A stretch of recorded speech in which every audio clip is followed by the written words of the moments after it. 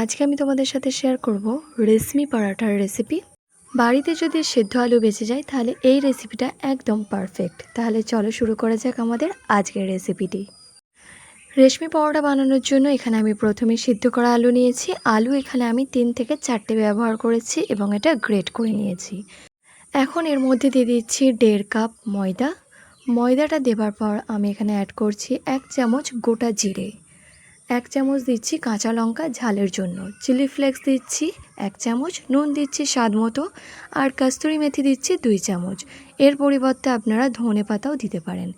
এখন এই সব উপকরণ ভালো করে মিশিয়ে নিতে হবে। যেহেতু আলুতে অনেক ময়েশ্চার থাকে তাই প্রথমে ময়দাটা ভালো করে মেখে নিতে হবে, তারপর প্রয়োজন পড়লে অল্প অল্প পানি অ্যাড করে আটাটা ভালো করে গুঁথে নিতে হবে।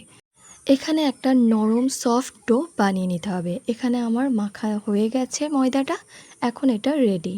এখানে আমি গোলা কেটে নিয়েছি, এখন এটা আমি বেলে নেব। একদম পাতলা পরোটার আকারে আমি বেলে নিচ্ছি।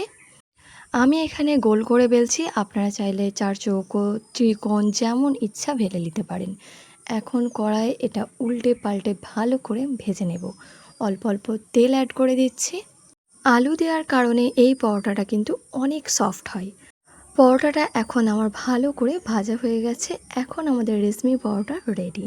তাহলে দেখলেন তো কত ঝটপট তৈরি হয়ে গেল সুপার সফট রেশমি পরোটা রেসিপি, যেটা বানানো কতটাই না সহজ। আশা করছি আমার রেসিপিটি আপনাদের ভালো লেগেছে। ভালো লাগলে অবশ্যই কমেন্টে জানাবেন, আর ট্রাই করার অনুরোধ তো রইলই। আজকে আমি তোমাদের সাথে শেয়ার করব খুবই টেস্টি একটা চাটনি রেসিপি, যেটা যে কোনো পরোটার সাথে খেতে একদম মাস্ত লাগে। তাহলে চলো শুরু করা যাক আজকের রেসিপিটি। এখানে আমি একটা ফ্রাই প্যান নিয়েছি। এখন এতে দিচ্ছি 2 টেবিল চামচ সর্ষের তেল। তেলটা এখন ভালো করে গরম করে নিতে হবে। তেলটা ভালো করে গরম হবার পর এখানে দিচ্ছি আমের 2টো টুকরো, যেটা আমি সাইড থেকে কেটে নিয়েছি।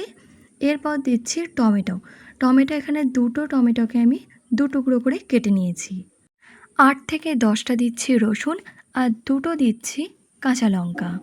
এখন এই সব উপকরণ ঢাকা দিয়ে আমি সিদ্ধ করে নেব।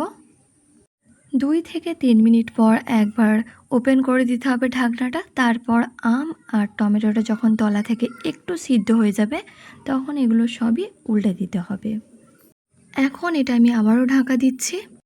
যখন দেখবেন টমেটোর খোসাটা অনেকটা সফট হয়ে গেছে এবং এইভাবে ছেড়ে যাচ্ছে, তখন জানবেন টমেটোটা ভালো করে সিদ্ধ হয়ে গেছে।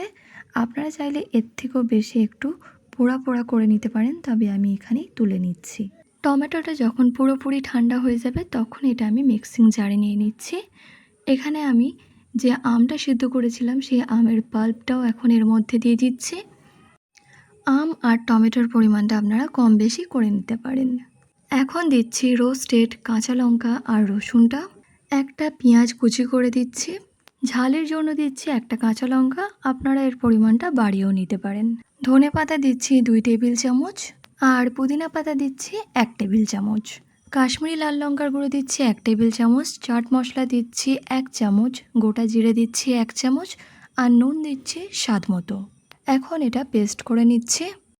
আমাদের ম্যাঙ্গো টমেটো চাটনি এখন পারফেক্টলি রেডি। এর ওপরে আমি দিচ্ছি 2 চামচ সর্ষের তেল। ব্যাস, এটা এখন যে কোনো পরোটার সাথে সার্ভ করার জন্য একদম রেডি। আশা করছি আমার আজকের রেসিপিটি আপনাদের ভালো লেগেছে। ভালো লাগলে অবশ্যই ট্রাই করার অনুরোধ রইল। আজকের জন্য এতটাই। ফিরে আসবো নতুন একটি রেসিপি নিয়ে। আল্লাহ হাফিজ।